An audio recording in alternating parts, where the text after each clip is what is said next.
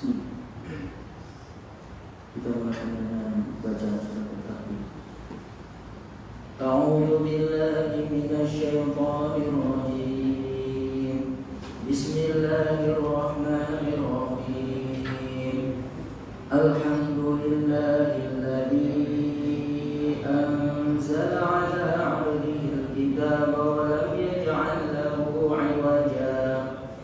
Qayyiman liyunzira ba'san shadidan min ladunhu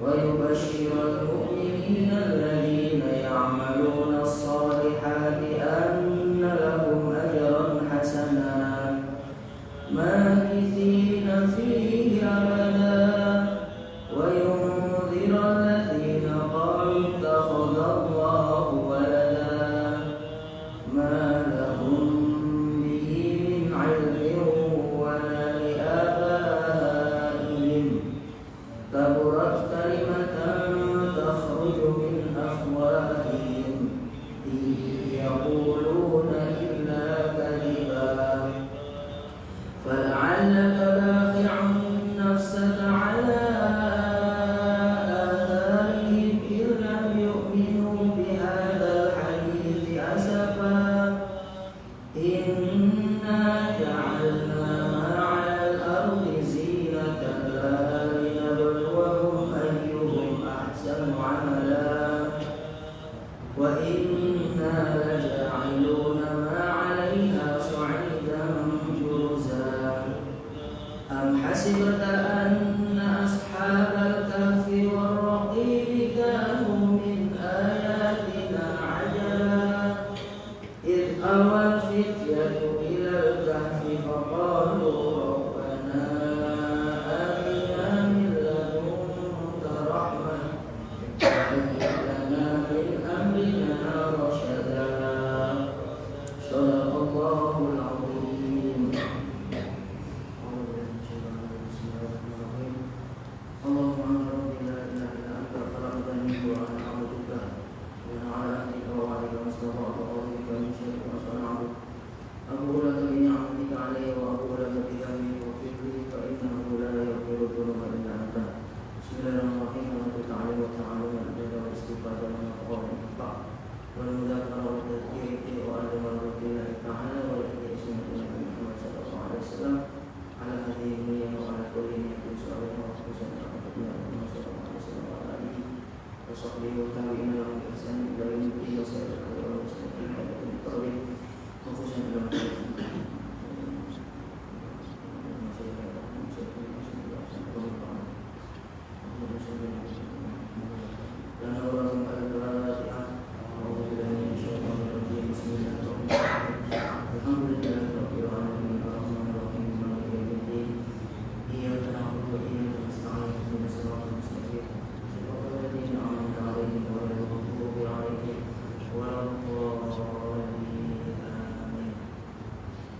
Assalamualaikum warahmatullahi wabarakatuh. Alhamdulillah nahmaduhu wa nusalli wa nusallimu ala rasulil karim amma ba'd. Qala Allah ta'ala fi kitabil karim yarfa'illahu alladhina amanu minkum walladhina utul ilma darajat. Wa qala Rasulullah sallallahu alaihi wasallam man yuridillahu bihi khairan yufaqihu fid din wa innama ana qasim wallahu yu'ti. Shadaqallahul azim wa sadaqa rasuluhul karim wa nahnu ala dzalika minasyahidin wa syakirin. Allahumma subhanaka la ilma lana illa ma 'allamtana innaka antal alimul hakim. Alhamdulillah jamaah salat maghrib wa isya insyaallah Masjid Al-Ghazali rahimahullah dimuliakan Allah Subhanahu wa taala. Syukur pada Allah atas segala limpah nikmat kurnia yang Allah masih beri kepada kita semua hingga saat ini, terutamalah nikmat iman dan Islam. Semoga Allah dawamkan, Allah tambah nikmat pada diri kita hingga akhir hayat kita. Amin Allahumma amin. Salawat serta salam senantiasa kita haturkan kepada junjungan kita Nabi besar Muhammad Sallallahu Alaihi Wasallam, yang mana dengan sebab beliaulah kita boleh mengenal Islam, mengenal Allah, menyembah Allah Subhanahu Wa Taala. Semoga kita semua kelak Allah kumpulkan dengan baginda Nabi Muhammad di surga Firdaus. Amin Allahumma amin. Malam ini kembali kita akan sama-sama bermudzakarah, sama-sama belajar lagi. Kita dengarkan hadis-hadis baginda Nabi Muhammad SAW, sabda-sabda beliau yang dihimpun oleh Imam Nawawi dalam kitab yang beliau beri nama Riyadhus Shalihin. Malam ini kita akan sambung hadis yang ke-7. Kalau sebelumnya telah selesai hadis yang ke-6. Terus saya dibacakan. Bismillahirrahmanirrahim. Qala Syekhul Mu'allif rahimahullah wa nafa'ana bihi wa bi'ulumihi fid dharain amin. Ila qala wa 'an Abi Hurairah, dan hadis dari Abu Hurairah Abdurrahman, yaitu Abdurrahman ibn Shakhr radhiyallahu anhu qala, Abu Hurairah berkata,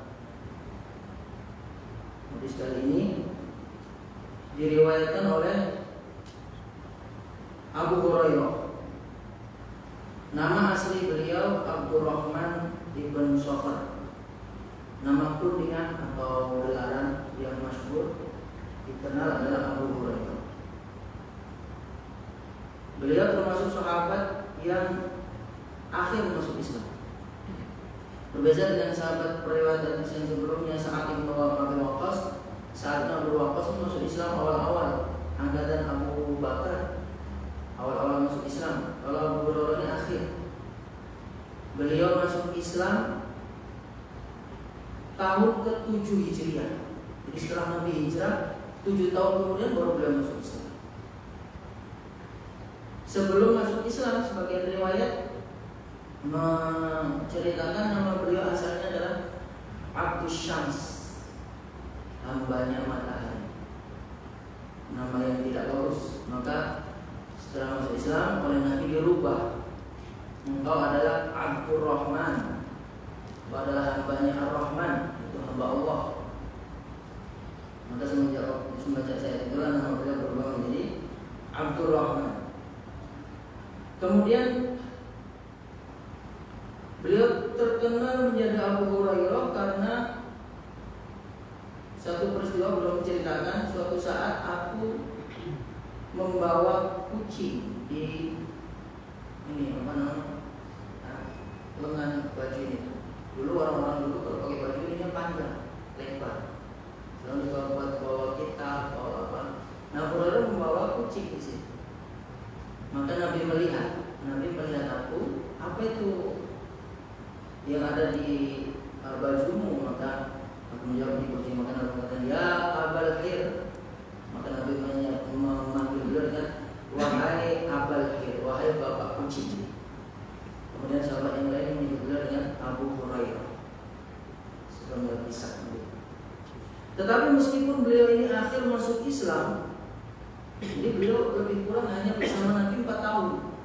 Karena beliau masuk Islam 7 Hijriah, Nabi wafat 10 Hijriah, 4 atau 3 tahun.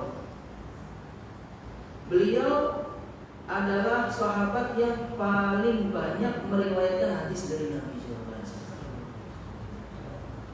Padahal beliau masuk Islam akhir, bersama dengan Nabi cuma 4 tahun. Mengapa demikian? Karena Abu Hurairah ini hari-hari hidupnya bersama dengan Nabi. Jadi beliau ini asalnya orang Yaman, kabilah Ad-Daus. Kabilah Daus ini di sebelah Yaman. Kemudian ada sahabat Nabi yang bernama Tufail Ad-Dausi, pimpinan kabilah Abu Hurairah. Tufail Ad-Dausi ini seorang bangsawan, pimpinan kaum Ad-Daus. Dia juga orang yang cerdik, orang yang pandai, yang gemar dengan seni, dengan sastra dan lain sebagainya.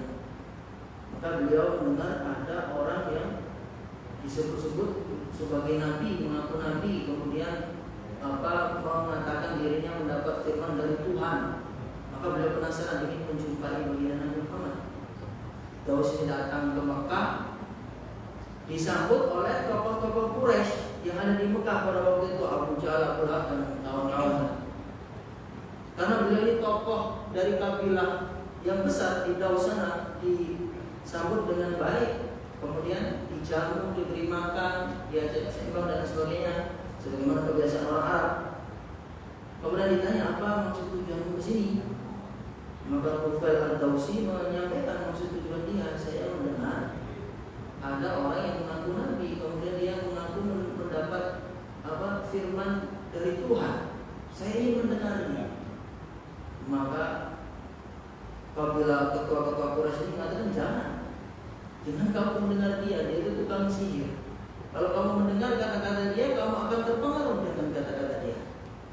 Dia telah membawa ajaran baru yang membuat kami ini bermusuhan, mengacaukan ajaran kami sebelumnya. Disampaikan intinya jangan kamu ketemu Muhammad.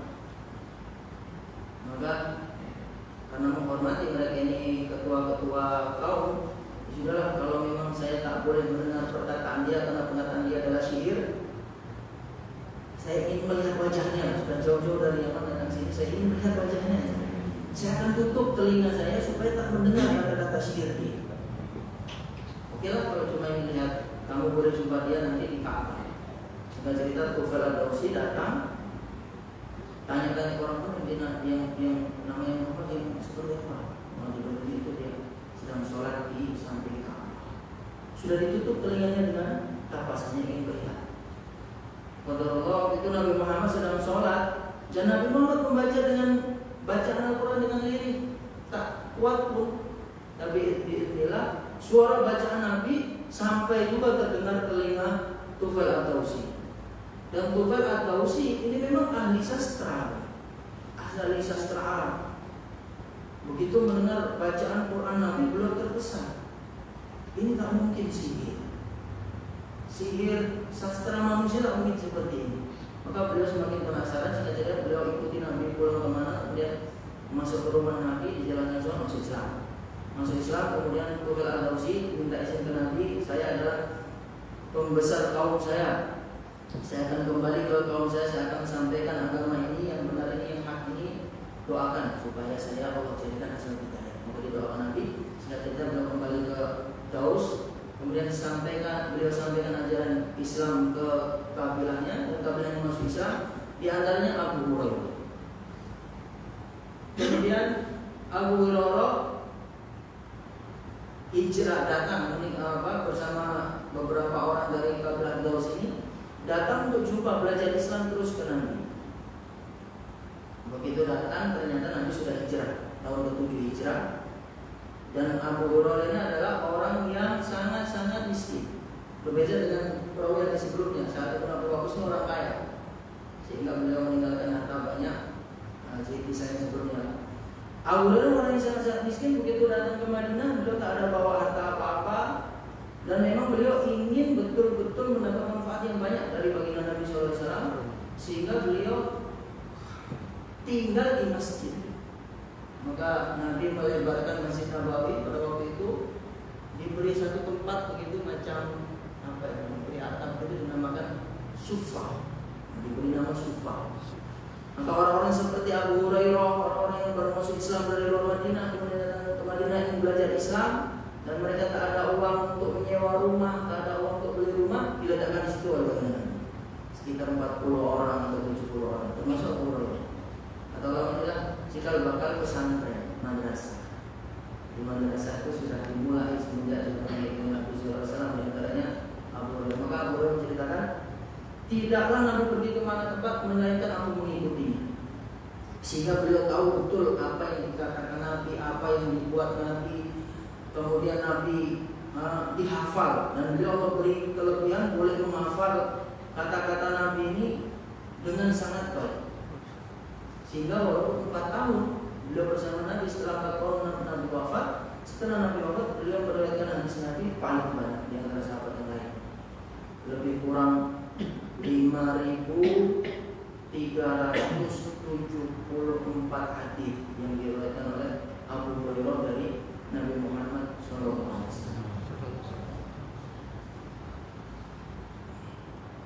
Sehingga kalau kita baca kita hadis manapun pasti akan ada riwayat dari Abu Hurairah. Bahkan satu kitab ini setiap bab itu insya Allah pasti ada hadis dari Abu Hurairah. Maka saking berkahnya itu setiap Jumat kita pasti dengar nama beliau kan, disebutkan oleh Bilal sebelum khotib naik ke atas mimbar untuk mengingatkan kita supaya mendengar khutbah dengan sungguh-sungguh. Dari Abu Hurairah radhiyallahu anhu Nabi bersabda, siapa yang berbicara sedang khotib dalam keadaan berkhutbah maka faqad telah sia-sialah salat Jumat. Nama Abu Hurairah disebutkan keberkahan karena beliau meluangkan seluruh masanya untuk ilmu sehingga beliau tak sempat bekerja, sehingga beliau kelaparan itu sudah biasa. Dalam cerita-cerita beliau tentang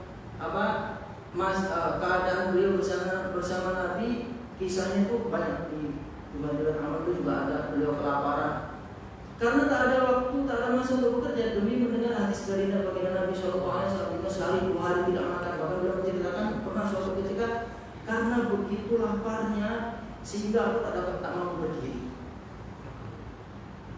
Kemudian aku menekan perutku ke tanah untuk menghilangkan rasa lapar. Kemudian berguling-guling karena begitu laparnya, sehingga orang-orang menganggap aku ini sawan atau kerasuk.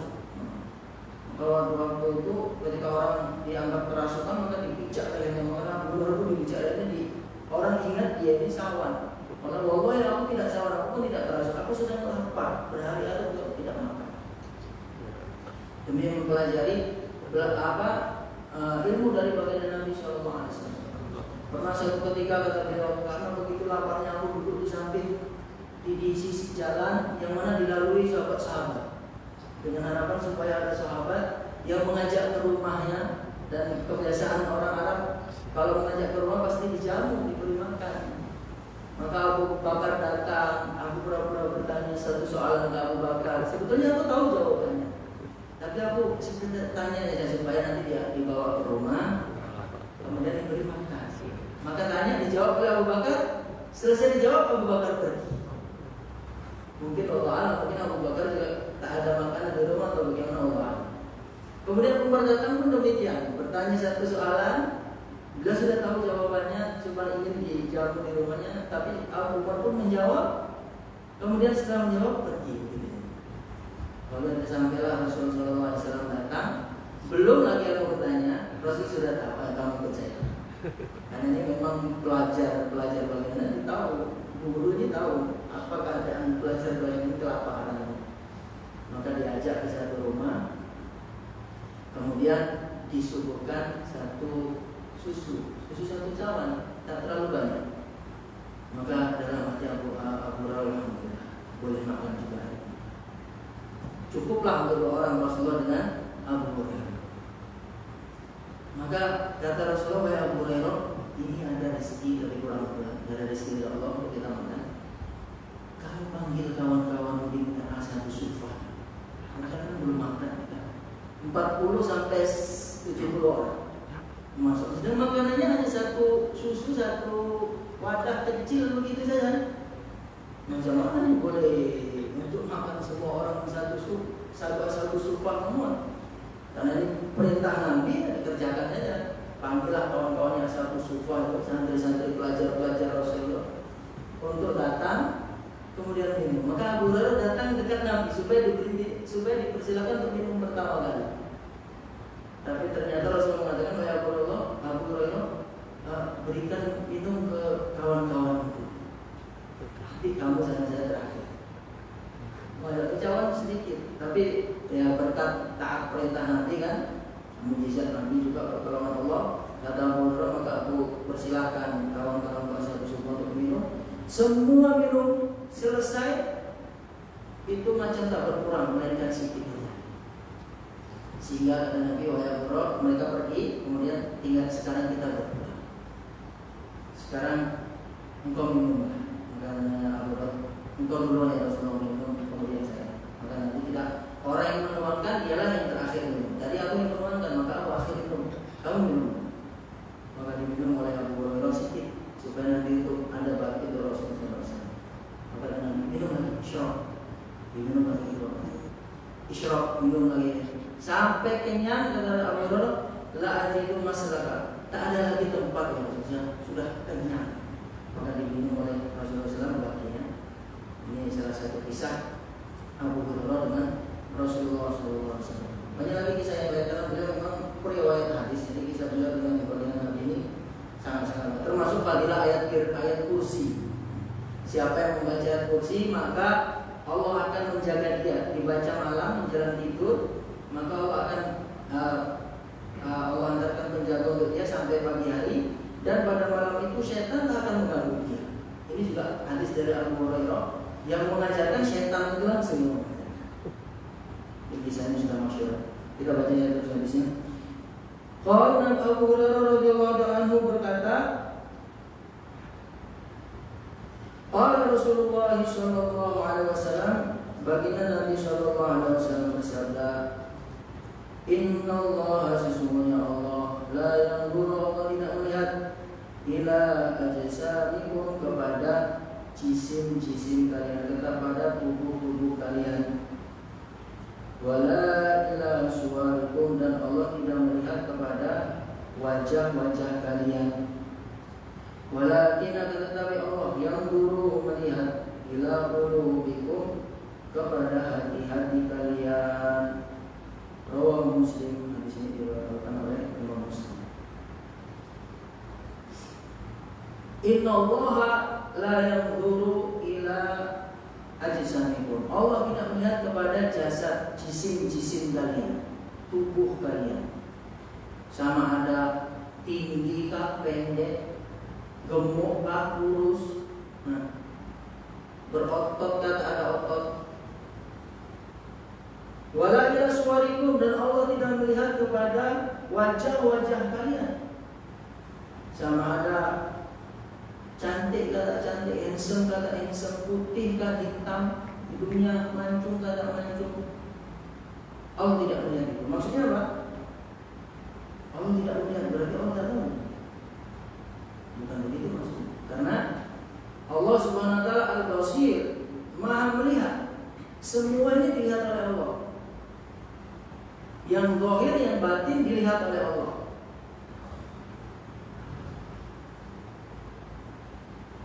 Dan Allah mengetahui semua, al-ijmali wa tafsiri. Kalau kita belajar ilmu tauhid, bukan hanya secara ijmali saja Allah tahu bahwa ada manusia, bahwa ada binatang. Allah juga tahu tafsirnya, manusia itu jumlahnya berapa. Bahkan lebih detail dari itu Allah tahu di dalam diri manusia ini. Misalkan ada rambut-rambut di kepalanya berapa, Allah tahu. Jumlah butiran hujan yang turun, Allah tahu. Berapa nafas kita mulai dari lahir sampai nanti kita mati, Allah tahu jumlahnya berapa. Karena Allah Al-Basir, Maha melihat. Lalu mengapa di sini dikatakan Allah tidak melihat kepada jisim kalian? Allah tidak melihat kepada wajah-wajah kalian. Maka ulama mensyarahnya di sini, yang dimaksud dengan nazar di sini adalah Allah tidak melihat kepada jisim-jisim kamu. Maksudnya Allah tidak menjadikan jisim-jisim kamu sebagai sebab pahala kepada kamu. Maksudnya bukan karena jisim kamu itu, bukan karena melihat jisim kamu sehingga Allah memberi pahala sebabnya. Kalau jisim kamu tinggi, pahalanya pun banyak. Kalau jisim kamu gemuk, berat, maka pahalanya pun banyak. Bukan demikian. Kalau kurus nanti sedikit, kalau pendek nanti bukan demikian. Kepada surah, kepada wajah kita, kalau wajahnya cantik nanti pahalanya besar. Kalau wajahnya jelek nanti pahalanya sedikit. Dan maksudnya yang di sini adalah Allah tidak memberi pahala kepada kalian sebab wajah kalian, sebab postur tubuh kalian, bukan itu yang Allah lihat untuk diberikan pahala. Walakin yang menurut ila qulubikum, akan tetapi Allah melihat kepada hati-hati kalian. Hati kita adalah mahalun nazar, tempat penglihatan Allah. Allah lihat hati. Wa alama bila disudur, Allah mengetahui apa yang ada di dalam hati, dada-dada kita. Hati kita baik, itulah yang dinilai oleh Allah. Hati kita tak baik, itu juga yang dinilai oleh Allah. Ini mahalus syahid mengapa hadis ini dimasukkan dalam oleh Imam Nawawi di dalam bab babul ikhlas wa ihdharun niat. Pentingnya menghadirkan niat karena niat itu tempatnya di hati. Kalau kita baca kitab-kitab fikih, niat adalah qasdu syai' muqtarinan bi fi'lihi, menyengaja sesuatu bersama-sama dengan perbuatannya. Dan itu tempatnya di hati. Maka Allah lihat hati kita, di antaranya adalah Allah lihat niat kita. Karena di dalam hati itu di antara isi hati adalah niat. Maka dalam salah satu pensyarah di sini, terkadang ada dua orang yang sholat di shaf yang sama, bermakmum kepada imam yang sama, gerakannya pun sama. Sholat maghrib sama-sama 3 rakaat, sholat zuhur sama-sama 4 rakaat. Tetapi yang mereka dapat, pahala yang mereka dapat sangat berbeda, mukhtalif baina syarq wal maghrib, seperti antara perbedaan timur dan barat. Sedangkan zahirnya sama, gerakannya sama, imamnya sama, sholatnya sama, bacaannya sama. Tapi mengapa yang didapat berbeda? Karena isi hatinya berbeda. Dan Allah tahu. Sama seperti kita juga duduk di sini, sama-sama duduk mendengar benda yang sama, pembicaraan yang sama, di masjid yang sama, tapi ini nanti nilainya di sisi Allah tak sama, berbeda-beda sesuai keadaan isi hati kita. Sama-sama duduk di masjid, yang satu awal dulu sudah niat itikaf, maka mulai awal dia itu dapat pahala itu setiap saat. Yang satu lagi baru niat itikaf setelah mendengar ini dari mimbarnya, maka pahalanya ya baru saja. Selalunya kita begitu dan lupa pahala yang sangat mudah, duduk saja tanpa buat apa-apa, itikaf itu dapat pahala. Tanpa baca Al-Quran, tanpa mengaji, duduk saja.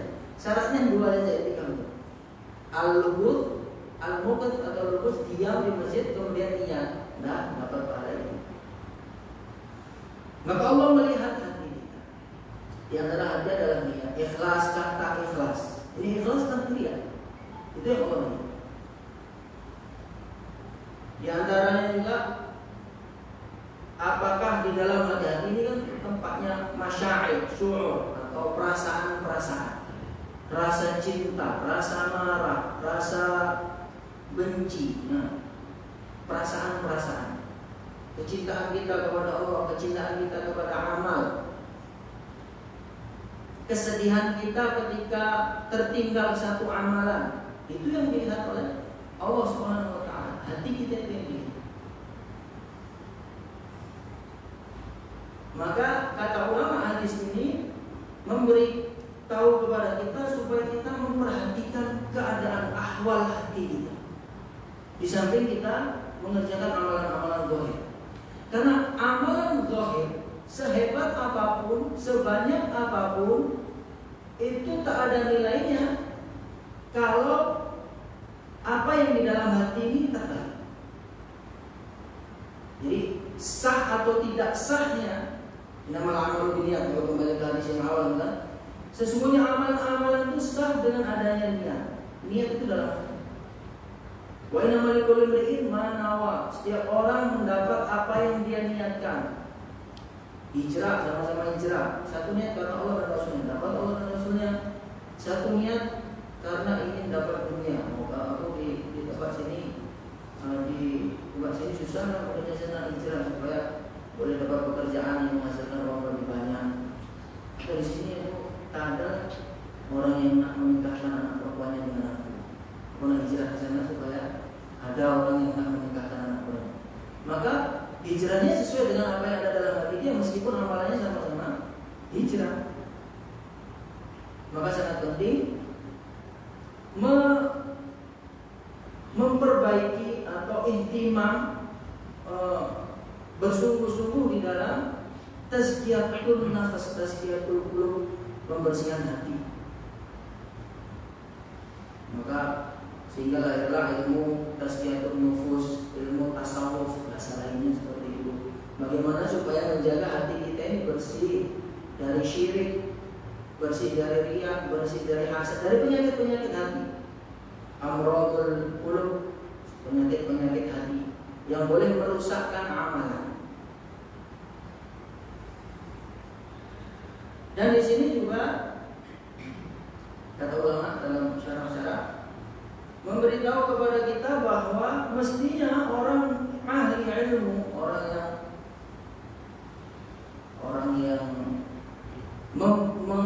mengharapkan supaya dekat dengan Allah, al-qayyisu, orang yang cerdik pandai, yang mengharapkan supaya kehidupan di akhiratnya nanti bahagia, bukan seperti itu.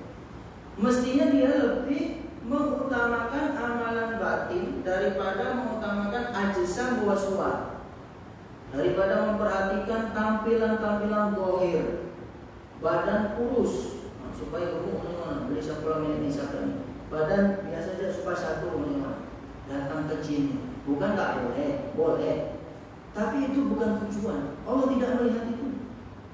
Sama ada berotot, satu kata satu, begitu mati jadi makanan cacing tanah. Itu apa? Beli kosmetik beratus-ratus ribu supaya putih, bibirnya supaya merah.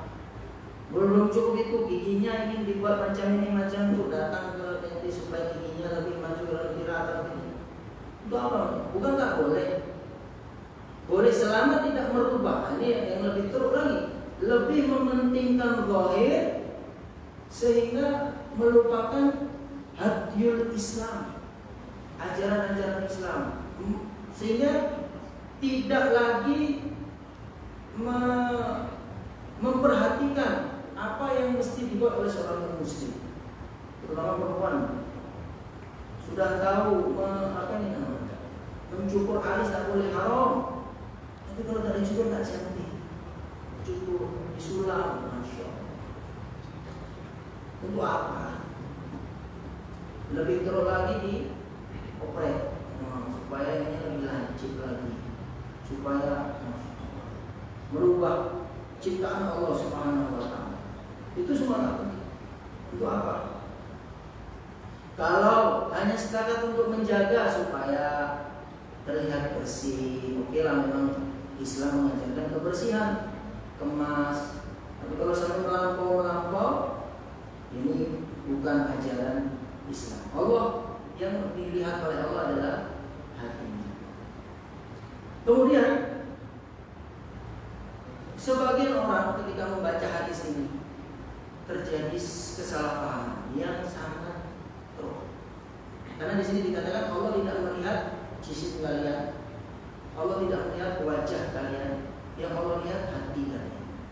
Sehingga ada orang-orang yang mengatakan, ya yang penting hatiku baik, yang penting aku tidak buruk dengan orang lain, aku berbuat baik dengan orang lain. Zahir ini tidak penting. Karena di sini memang mengatakan seperti itu, yang Allah lihat adalah hati. Sehingga kalau kita ajak sholat ke masjid, yang penting hati baik. Untuk apa? Kalau buruk kebencian, kalau suka menyakiti hati orang, kalau untuk perempuan yang sudah balik, anak perempuan yang sudah pakai jilbab atau jiran dan sebagainya, kawan, yang penting hatinya dulu yang dihijabi. Jawabannya seperti itu, karena Allah melihat hati. Dan ini berlaku banyak sekali. Oke, bagaimana jawabannya? Kalau mereka berdasarkan hadis ini, dalil Allah melihat hatinya, Allah tidak melihat zahirnya. Allah tidak melihat jisim kita, Allah tidak melihat suara kita, zahir kita, Allah melihat hati kita. Maka disinilah pentingnya kita ini mengaji, bukan cuma sekali dua kali, bukan hanya pada satu guru, dua guru, banyak guru. Karena hadis Nabi Muhammad SAW bukan hanya satu atau dua. Hadis yang semisal dengan hadis ini ada lagi. Memang di dalam riwayat Abu Hurairah di sini Nabi mengatakan Allah tidak melihat ajsam wa suwar, yang Allah lihat hati. Tapi ada hadis lain sama, riwayat Imam Muslim juga, cuman nomor hadis yang lain, redaksinya sedikit lain, beda sedikit. Nabi bersabda, "Inna Allah la yanzuru ila suwarikum wa amwalikum." Allah tidak melihat kepada wajah kalian dan harta kalian, walakin yanzuru ila qulubikum wa a'malikum. Akan tetapi Allah melihat hati kalian dan amal-amal kalian. Jadi di samping Allah melihat hati, Allah juga melihat amal kita. Makanya dalam Al-Quran dikatakan alladzina amanu wa 'amilus shalihat. Allah tidak mencukupkan hanya alladzina amanu saja, tapi juga wa 'amilus shalihat. Hati baik tapi amalannya tak baik. Sudah.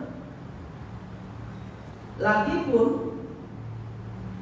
Muhammad bin Abdul As-Sakandari menulis dalam kitab Al-Hikam beliau, mastuti'a fi ghaibil sarair dhahara fi syawahidil sarair sudil syawahidil jawahir.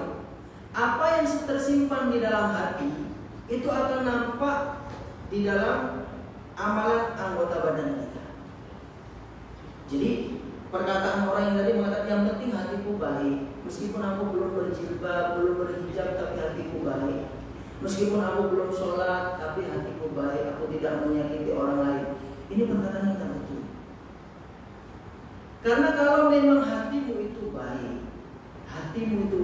mastudia fi ghaibi sarair, apa yang tersimpan di dalam hati memang kita tak dapat melihat, tak dapat tengok terus langsung, tapi itu akan dhahara fi syawahidil zawahir, akan nampak di dalam amalan-amalan zahir kita. Kalau memang hati kita baik, hati kita penuh mahabbah kepada Allah, cinta kepada Allah, tak ada kesyirikan, tak ada menganggap ada selain Allah yang boleh ditaati, selain Allah yang boleh dicintai melebihi Allah.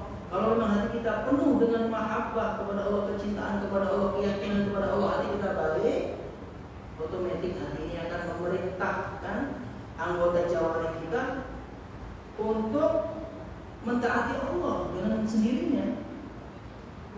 Karena kata Nabi, inna fil jasadi mudghah, di dalam jasad ini ada satu ketul daging, kita seluruh amali. Kalau di daging itu baik, seluruh jasadnya akan baik. Kalau hati itu buruk, seluruh jasadnya akan buruk. Kalau memang kamu mengatakan yang penting hatinya, yang penting hatiku baik, kalau memang betul hatimu baik, pasti anggota tubuh yang zahir itu pun baik. Kalau memang hatimu cinta kepada Allah, pasti zahir anggota zahir kamu pun taat kepada Allah Subhanahu wa taala. Sehingga perkataan orang yang penting hatiku baik tapi dia tak sholat, bohong. Bagaimana kamu boleh mengatakan hatimu baik sedangkan kamu zahir kamu tidak menunjukkan hal itu? Dalam makalah lain sering dikatakan al-zahir yadullu 'ala al-batin. Zahir ini menunjukkan apa yang ada di dalam batin seseorang. Maka memperbaiki batin itu sangat-sangat penting, karena itu menentukan derajat amalan zahir kita diterima atau tidak. Kalau diterima tinggi atau dapat pahala banyak ataupun sedikit, itu penentuannya dalam amalan batin kita. Dan menjaga amalan zahir ini pun sangat-sangat penting. Bagaimana zahir? Seperti ikhlasnya. Setiap amal akan diterima kalau ikhlas. Kalau tak ikhlas tidak diterima. Kemudian mengatakan, daripada saya tak ikhlas, lebih baik saya tak beramal. Kalau beramal tak ikhlas, nanti akan diserupakan kain buruk, dilemparkan ke muka orang yang amal. Kamu dulu amal bukan karena aku, sedangkan minta kamu pahala ke selain aku yang kamu beramal karena ini. Ini daripada tak ikhlas, mending saya tak beramal. Ini salah. Kalau kita beramal kemudian belum ikhlas, kesalahan kita satu, yaitu kita belum ikhlas. Tapi kita sudah beramal. Tapi kalau kita langsung tak beramal, macam mana kita boleh ikhlas? Sedangkan amal pun kita tak buat. Ikhlas ini di dalam amal. Nah, ikhlas di dalam amal. Kalau belum boleh ikhlas tapi sudah beramal, alhamdulillah, sudah satu perintah kita kerjakan. Tinggal kita nanti melatih diri dengan istiqomah. Mungkin awal-awal amal karena dilihat supaya dilihat orang, supaya dia orang baik, supaya itu. Nanti lama dengan sendirinya akan tumbuh keikhlasan. Imam Al-Ghazali saja ketika menyampaikan ulama yang besar yang mengatakan lebih kurang awalnya dulu aku belajar ini supaya boleh makan, belajar menjadi alim, mengajar, kemudian dapat gaji. Tapi setelah aku belajar belajar, dapat ilmu, ilmu itu mengajari aku supaya aku belajar semata-mata karena Allah, bukan supaya boleh makan. Jadi ikhlas itu di dalam beramal. Ikhlas di dalam beramal. Kalau tak beramal mana boleh ikhlas. Nah, memperbaiki hati, tazkiyatul nufus, tazkiyatul qulub ini sangat-sangat penting. Tapi di waktu yang sama memperbanyak amal, menambah atau sekurang-kurangnya mengistiqomahkan amal. Ini juga tak kalah penting. Meskipun amalan itu sedikit, tapi istiqomah ini lebih dicintai oleh Allah daripada amal. Begitu amal terus banyak, lepas itu lemah karena amal lagi seterusnya. Sholat witir 1 rakaat tiap malam 1 rakaat, kalau sudah berjalan 20 tahun. Ini lebih bagus daripada sholat witir 11 rakaat Ramadan. Pasti tak sholat witir. Khairul amal kata Nabi, sebaik-baik amal adalah madama, amalan yang istiqomah terus menerus. Wa in qalla, meskipun amalan itu sedikit. La yazalul 'abdu yataqarrabu ilayya binawafil hatta uhibbahu kama qala. Tidak henti-hentinya seorang hamba ini mendekatiku dengan amalan-amalan sunnah istiqomah sehingga aku mencintai. Wallahu a'lam bishawab. Mudah-mudahan ada manfaat Allah jadikan sebuah kebaikan untuk kita, keluarga kita dan umat semuanya. Ada benar semata-mata datang dari Allah. Salah mohon maaf, mohon ikhlas. Sebuah majelis kita tutup dengan kasih kafarah. Subhanallah rabbana wa bihamdika asyhadu an la ilaha illa anta astaghfiruka wa atubu ilaik. Assalamualaikum warahmatullahi wabarakatuh.